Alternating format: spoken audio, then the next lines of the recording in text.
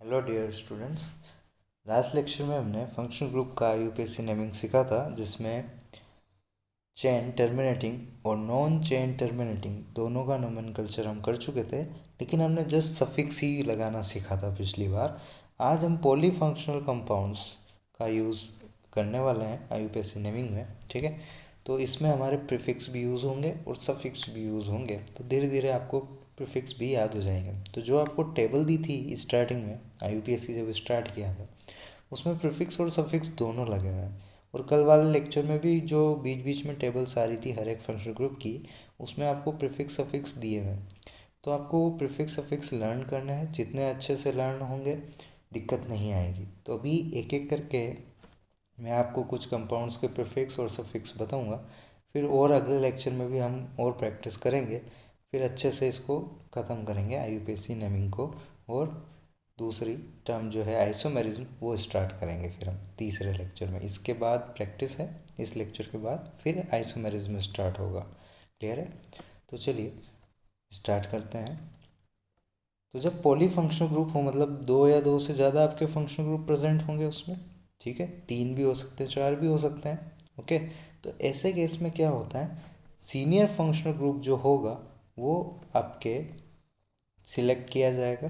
ठीक है, जबकि अदर को हम सब्सटीट्यूएंट की तरह ट्रीट करेंगे। वो आपके मेन प्रिंसिपल फंक्शनल ग्रुप की तरह ट्रीट होगा सीनियर वाला, और बाकी सब कैसे ट्रीट होंगे, एज ए सब्सटीट्यूएंट ट्रीट होते हैं। ये दो अंडरलाइन जो की है बहुत काम की है। आज का जो आखिरी एग्जाम्पल है, आप वहाँ पर डाउट करोगे नहीं तो अदरवाइज। ठीक है, प्रिंसिपल फंक्शनल ग्रुप ध्यान रखिएगा, प्रिंसिपल। ठीक है, और बाकी सारे एक बार जब कोई प्रिंसिपल फंक्शन ग्रुप सिलेक्ट हो जाता है तो बाकी सारे एज ए सब्सटीट्यूएंट माने जाते हैं। ये दो चीज़ों को ध्यान रखिएगा। ठीक है, जैसे रिलेटिव टर्म्स होती है। आप अभी 11th में हैं, तो आप 12th वालों के कंपेयर में जूनियर हैं। ठीक है, लेकिन 10th वालों के कंपेयर में आप सीनियर हैं। ठीक है, तो रिलेटिव टर्म्स है ये सीनियर जूनियर। तो आपको जो मैंने नेमिंग कल बताई है वो ऑलरेडी सीक्वेंस में बताई है, प्रायोरिटी वाइज बताई है, सीनियरिटी वाइज बताई है। जैसे COOH सबसे पहले बताया था, यानी वो सबसे सीनियर ग्रुप है। उसके बाद इसका नंबर आता है SO3H का, वो हालांकि नॉन चेन टर्मिनेटिंग में चला जाता है। ठीक, और वैसे भी उतना नहीं पूछा जाता, ये और एनहाइड्राइड उतने नहीं पूछे जाते हैं। ठीक है, तो इसके बाद जैसे एस्टर आया था, फिर आपका एसिड हेलाइड आया था, अमाइड आया था। इस टाइप से जो सीक्वेंस चलती है, उसके बाद CN, फिर एल्डिहाइड, फिर कीटोन, ये ऑलरेडी आपके सीनियरिटी वाला ही ऑर्डर है। ठीक है, तो उसके पहले भी जो टेबल दी थी वो भी आपके सीक्वेंस में ही जमी हुई है। ठीक है, तो वो सीक्वेंस से ही हमें ध्यान रखना है उसको। क्लियर? नेक्स्ट, और जो ये कुछ छोटे छोटे आपके फंक्शनल ग्रुप्स होते हैं, जैसे हेलोजन्स लगे हुए होते हैं, या फिर ये NO नाइट्रोसो जिसे हम कहते हैं, या NO2 जिसको हम नाइट्रो बोलते हैं, या OR जिसे एल्कोक्सी बोला जाता है, ये ईथर में हम देखेंगे। ठीक है, तो ऐसे में इनको हमेशा ही हम एज ए सब्सटीट्यूएंट ही यूज़ करेंगे। हमेशा ये कैसे यूज़ होंगे, सब्सटीट्यूएंट, यानी इनका प्रीफिक्स जो ये दिए हुए हैं यही यूज़ होंगे, इनका कोई सफिक्स नहीं होगा। क्लियर है? ये हमेशा ही छोटे ग्रुप भी माने जाते हैं। क्लियर है? नेक्स्ट, तो एक तरह से नंबरिंग का ऑर्डर जो अभी तक हम सीखते हुए आए हैं वो क्या रहा है, हमेशा प्रिंसिपल फंक्शनल ग्रुप को लोवेस्ट नंबर दो, फिर डबल बॉन्ड को दो, ट्रिपल बॉन्ड, देन सब्सटीट्यूएंट का नंबर आता है। ठीक है, और इस तरीके से हम आगे सीखेंगे। देखिए ये आपका एग्जांपल है, जैसे कि सामने आपके, इसमें एक COOH ग्रुप लगा हुआ है, जो कि कौन सा ग्रुप है, कार्बोक्सिलिक ग्रुप है। पहले ग्रुप पहचानना भी सीखिए आप धीरे धीरे। ठीक है, उसके अलावा देखिए आप, एक C डबल बॉन्ड हो, कार्बोनिल ग्रुप लगा हुआ है। अब कार्बोनिल ग्रुप जब लगा हुआ होता है तो या तो वो एल्डिहाइड होता है या फिर कीटोन होता है। अब एल्डिहाइड में तो एक H होना जरूरी है उसके, दोनों में से किसी एक साइड में। ठीक है, लेकिन यहाँ दोनों एल्काइल है, दोनों एल्काइल है, यानी ये क्या है, आपका कीटोन ग्रुप है। ठीक है, तो सबसे पहले तो हमने फंक्शनल ग्रुप्स को पहचान लिया। अब डिसाइड करें, देखिए दो आ गए यहाँ पे, तो कौन सीनियर है कौन जूनियर है। तो कार्बोक्सिलिक तो सबसे ऊपर आता है, तो ये आपका सीनियर ग्रुप हो गया, यानी ये प्रिंसिपल फंक्शनल ग्रुप हो गया आपका। ठीक है, ये प्रिंसिपल हो गया, और ये आपका एज ए सब्सटीट्यूएंट ट्रीट किया जाएगा। अब ये आप एज ए सब्सटीट्यूएंट ट्रीट करेंगे। क्लियर? तो ये दो चीज़ें हुई। सबसे पहले तो हमने सीनियर जूनियर निकाल लिए। ओके, अब देखिए नंबरिंग की बारी आती है। तो नंबरिंग कैसे करते हैं? प्रिंसिपल फंक्शन ग्रुप को लोवेस्ट देते हैं। तो प्रिंसिपल फंक्शन ग्रुप ये 1, फिर ये 2, 3 एंड 4। तो मेंशन हो गई, नंबरिंग हो गई, सीनियर जूनियर भी हो गए। तो अब तो बस नाम लिखना बाकी है। तो नाम लिखने के लिए सबसे पहले क्या यूज़ किया जाता है बताओ? प्रीफिक्स यूज़ करते हैं हम, सेकेंडरी प्रीफिक्स। और यहाँ पे प्रीफिक्स यूज़ होगा, कीटोन का प्रीफिक्स यूज़ होगा और उसका प्रीफिक्स होता है ऑक्सो। और ऑक्सो कहते हैं हम इस वाले पार्ट को। ठीक है, तो वो कितने नंबर पे है? 3 पे है ऑक्सो। ठीक है, ऑक्सो कहाँ पे है? 3 पे है। ठीक, तो 3 पे ऑक्सो है। और मेन चेन में कार्बन कितने हैं? 4, तो उसके लिए रूट वर्ड होगा ब्यूट, और सिंगल बॉन्ड है तो एन, ब्यूटेन। ठीक है, तो 3 ऑक्सो ब्यूटेन। और इसके लिए सफिक्स क्या यूज़ करते थे हम? Oic acid. ठीक है, तो पूरा नाम हो जाएगा हमारा इसका 3 ऑक्सो ब्यूटेन 1 ओइक एसिड, क्योंकि 1 पे आपका ओइक लगा हुआ है उसकी वजह से। और ना भी लगा 1 तो भी चलेगा, क्योंकि वो हमेशा टर्मिनल पे ही रहेगा। क्लियर है? ठीक है,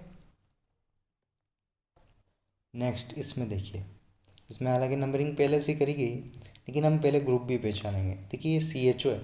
सी एच ओ को हम और कैसे लिख सकते हैं?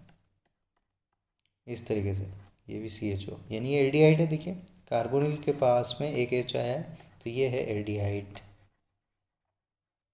ठीक, और इसके पास दोनों एल्काइल ग्रुप्स हैं, तो ये है हमारा कीटोन। बताओ दोनों में से कौन सीनियर होता है? एल्डिहाइड सीनियर होता है। ठीक है, तो ये हो गया हमारा प्रिंसिपल फंक्शनल ग्रुप, ये हो गया एज ए सब्स्टिट्यूएंट। ठीक है, वो सीनियर, ये जूनियर। ओके, तो नंबरिंग इधर से स्टार्ट करेंगे, इसको लोवेस्ट देंगे क्योंकि ये सीनियर है। वो सीनियर होता तो उसकी तरफ से स्टार्ट करते हैं हम। ठीक, तो अब देखिए अगेन मेन चेन यही है हमारी, 5 कार्बन है इस बार, तो पेंट यूज़ होगा, और सारे सिंगल बॉन्ड है तो एन भी यूज़ होगा। और उससे भी पहले जो यूज़ होगा रूट वर्ड के पहले प्रीफिक्स, और कीटोन का प्रीफिक्स होता है हमारा ऑक्सो। और ऑक्सो ग्रुप कहाँ लगा हुआ है इस बार? 4 पे लगा हुआ है, तो 4 ऑक्सो होगा। ठीक है, तो और इसके लिए सफिक्स क्या यूज़ होता है बताओ? एल्डिहाइड में मैंने बताया था ए एल, याद रखिएगा ए एल सफिक्स यूज़ होता है इसमें। तो इसका नाम क्या हो जाएगा? देखिए 4 पे ऑक्सो, पेंटेन, 1 एल। ठीक है, एल्डिहाइड का ए एल सफिक्स। तो देखिए ये आपका प्रीफिक्स हुआ, ये रूट वर्ड हुआ, ये फिर आपका प्राइमरी सफिक्स हुआ, और ये सेकेंडरी सफिक्स हुआ। ये आपका सेकेंडरी प्रीफिक्स साइक्लिक नहीं है, प्राइमरी प्रीफिक्स नहीं लगेगा, फिर रूट वर्ड, फिर आपका primary suffix and secondary suffix. ये प्रीफिक्स, ये दोनों सफिक्स। ठीक है, वही चार्ट फॉलो हो रहा है। तो बस हमें स्टेप बाय स्टेप क्या करना है? सीनियर जूनियर पहचान लेना है, मेंशन सिलेक्शन करना है। ठीक है, उसके बाद नंबरिंग करनी है। क्लियर?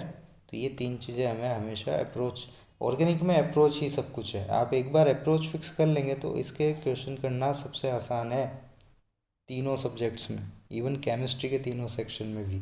ठीक है, तो अप्रोच एक बार दिमाग में बैठ गई, वो धीरे धीरे ही आती है ऑर्गेनिक में। किसी को महीने भर में आती है, किसी को 2 महीने में आती है, लेकिन एक बार आ गई तो फिर कभी गलत नहीं होगा। शुरुआती में थोड़ा दिक्कत भी लगता है, क्योंकि थोड़ा लर्न होने में टाइम लगता है आपको, उसकी वजह से तो थोड़ा पेशेंस रख के सीखिएगा। नेक्स्ट सीखते हैं। देखिए इसमें काफ़ी सारे फंक्शनल ग्रुप हैं। NH2 है आपका फंक्शनल ग्रुप, इसमें क्लोरीन आ गया, हेलोजन मतलब क्लोरो आ गया, OH भी आ गया। तो अब किसको सीनियर लें, किसको जूनियर लें? तो इन तीनों में से सीनियर कौन है? OH है, क्योंकि अमाइन तो इसके भी बाद में आता है आपका।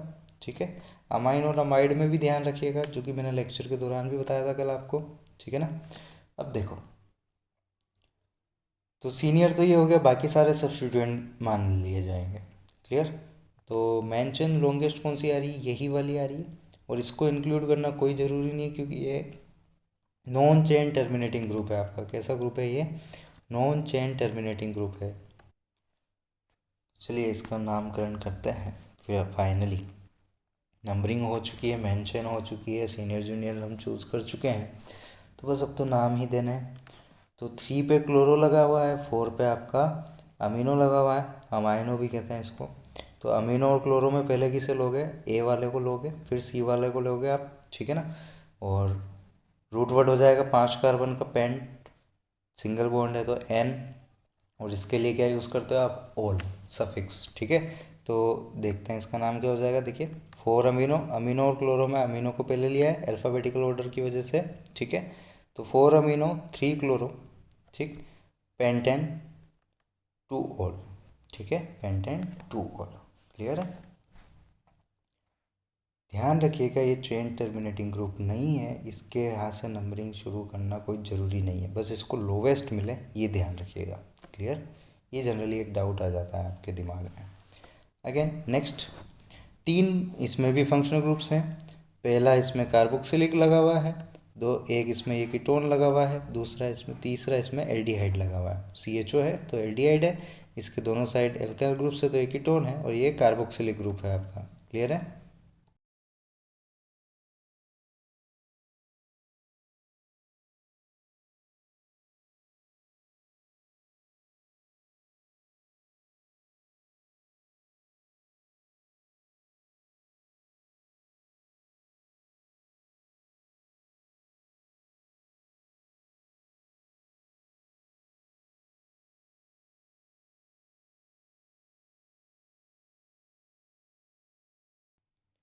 तो चलिए बताइए सीनियर कौन हो गया इसमें, कार्बोक्सिलिक हमेशा सबसे सीनियर है, तो बाकी सारे तो ऐसे सब्स्टिट्यूएंट हो गए, ठीक है।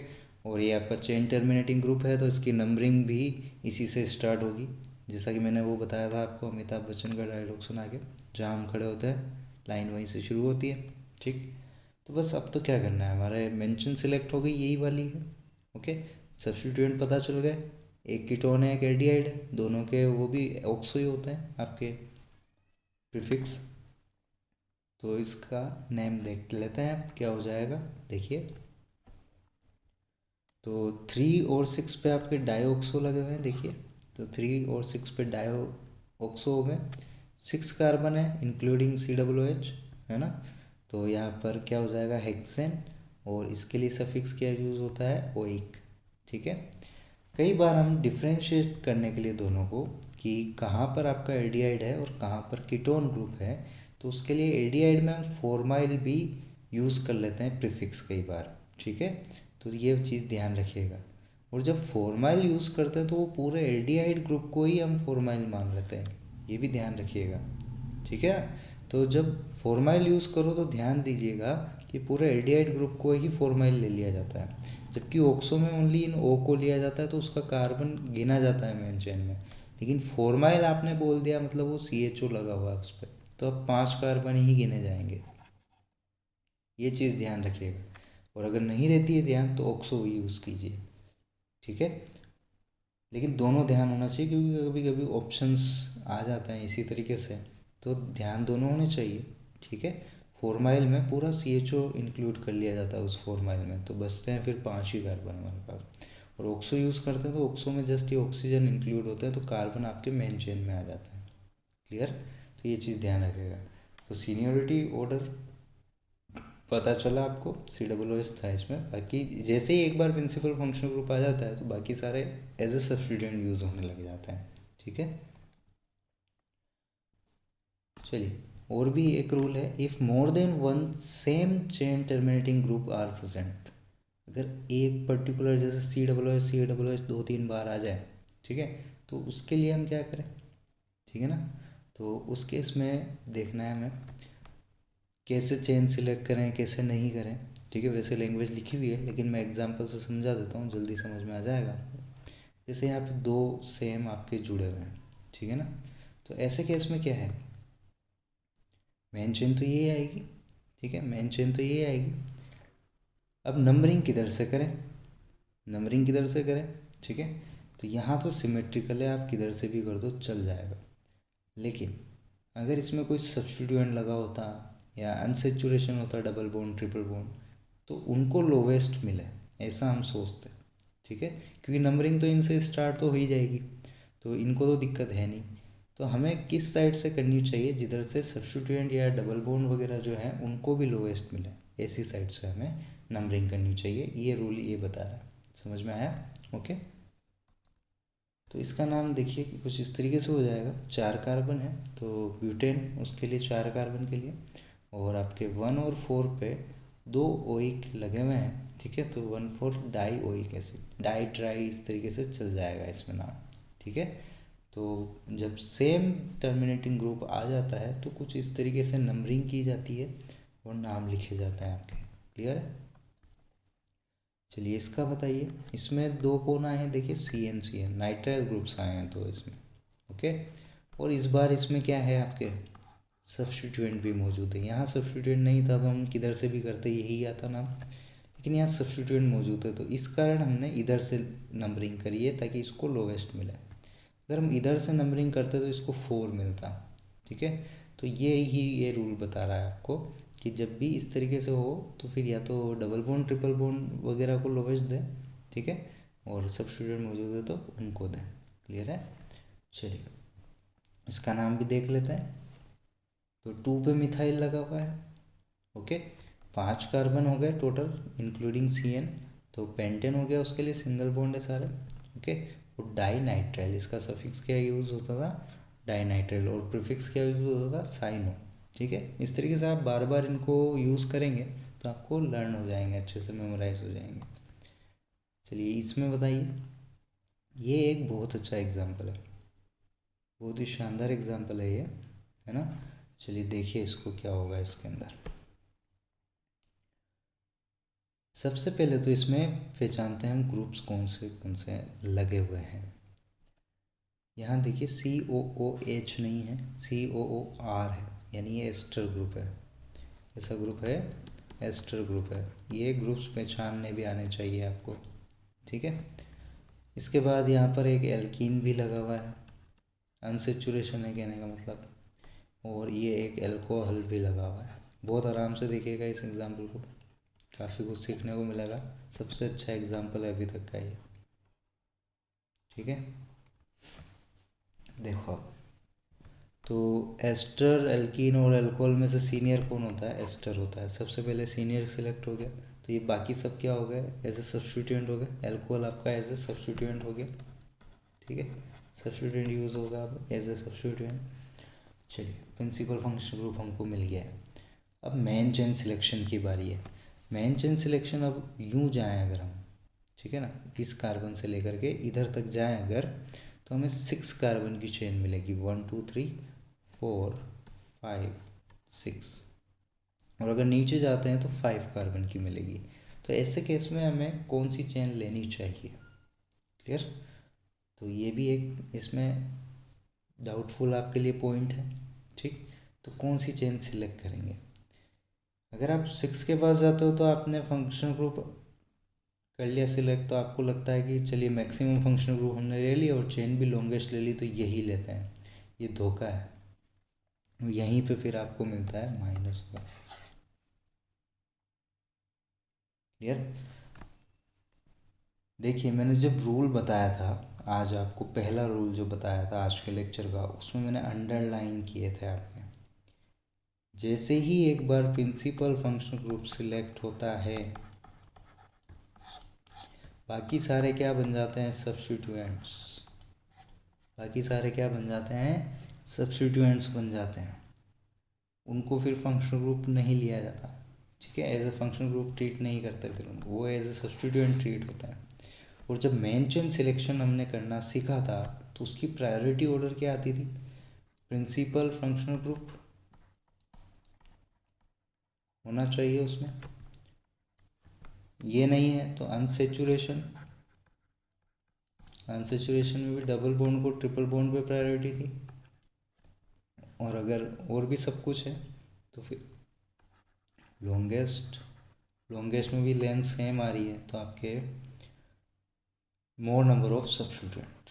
तो सब्स्टिट्यूएंट का तो हमेशा ही लास्ट में नंबर है, चाहे मेन चेन सिलेक्शन हो या नंबरिंग हो, ठीक है। तो यहाँ पर देखिए अनसेचुरेशन भी है और फंक्शनल ग्रुप भी है, तो हम किसकी तरफ जाएंगे, अनसेचुरेशन की तरफ, ना कि सब्स्टिट्यूएंट की तरफ, ठीक है। तो मेन चेन कौन सी सिलेक्ट होगी इसमें, ये वाली 5 मेंबर की, ना कि ये 6 मेंबर की। समझ में आई ये बात, ठीक है। तो ये प्रायोरिटी ऑर्डर्स जो हैं, चाहे नंबरिंग हो चाहे मेंशन सिलेक्शन हो, ये ध्यान रहना चाहिए आपको, ताकि ऐसे जब अच्छे क्वेश्चंस आते हैं और कंपटीशन एग्ज़ाम में कुछ ऐसे ही टाइप के ट्रिकी क्वेश्चंस मिलेंगे आपको। सीधा हलवा बहुत कम मिलता है, लक अच्छा है तो मिल जाएगा सीधा हलवा भी, लेकिन इस टाइप के क्वेश्चंस ज़्यादा बनने के चांसेस रहते हैं, ठीक है ना। तो धीरे धीरे लेवल इंक्रीज़ करूँगा। अभी तक हम बिल्कुल बेसिक सीखते हुए आए हैं, लेकिन धीरे धीरे आपको उस लेवल तक भी पहुँचाऊँगा, ठीक है। बस पेशेंस से सीखते रहें, ज़्यादा एक्साइटेड होकर जल्दी जल्दी सीखने की कोशिश ना करें, ठीक है। टाइम पे रिवीजन भी करते रहा करें। चलिए इसका नाम देख लेते हैं। देखिए, तो मेंशन हुई ये वाली 5 वाली, ठीक है। तो आपके 5 में तो पेंट वर्ड यूज़ होगा रूट वर्ड में, ओके। और इन भी आ रहा है इस बार, डबल बॉन्ड है तो हम डायरेक्ट पेंटेन नहीं लिख सकते, इसको इन लिखना पड़ेगा और इनको इस पोजीशन पे वो भी लिखना पड़ेगा, ठीक है। अब इसमें सब्स्टिट्यूएंट बहुत बड़ा आ गया। देखिए क्या है सब्स्टिट्यूएंट, पूरा का पूरा देखिए, इसका नाम क्या होगा। अगर ये सिंपल इस तरीके से होता तो बताओ इसका नाम क्या होता, प्रोपेनॉल, ठीक है। लेकिन यहाँ से बॉन्ड खाली है, इसका बॉन्ड यहाँ से खाली है और ये सीनियर ग्रुप नहीं है, तो इसका क्या यूज़ होगा, प्रीफिक्स यूज़ होगा। इसका प्रीफिक्स होता है हाइड्रोक्सी। क्या यूज़ होता है इसका प्रीफिक्स, हाइड्रोक्सी, ठीक है। क्योंकि ये जूनियर है तो अब इसका प्रीफिक्स यूज़ होगा, सीनियर होता तो हम और लगा देते, ठीक है ना। तो ये डिफरेंस समझ में आ रहा होगा आपको आई थिंक, कि प्रीफिक्स कब यूज़ करना है, जब वो जूनियर हो। सफिक्स कब यूज़ करना है, जब वो सीनियर हो। क्लियर है ये बात, ओके। तो चलिए, तो ये आपका क्या हो गया, देखिए हाइड्रोक्सी प्रोपाइल, क्योंकि ये तो हो गया प्रोपाइल, बॉन्ड खाली है उस वजह से, बॉन्ड खाली नहीं होता तो प्रोपेन होता, बॉन्ड खाली है तो ये क्या हो गया, प्रोपाइल हो गया। और ये इस बार प्रीफिक्स यूज़ होगा तो हाइड्रोक्सी, तो हाइड्रोक्सी प्रोपाइल लगा हुआ है। क्या लगा हुआ है, हाइड्रोक्सी प्रोपाइल, ठीक। तो 3 पे तो आपका हाइड्रोक्सी प्रोपाइल है।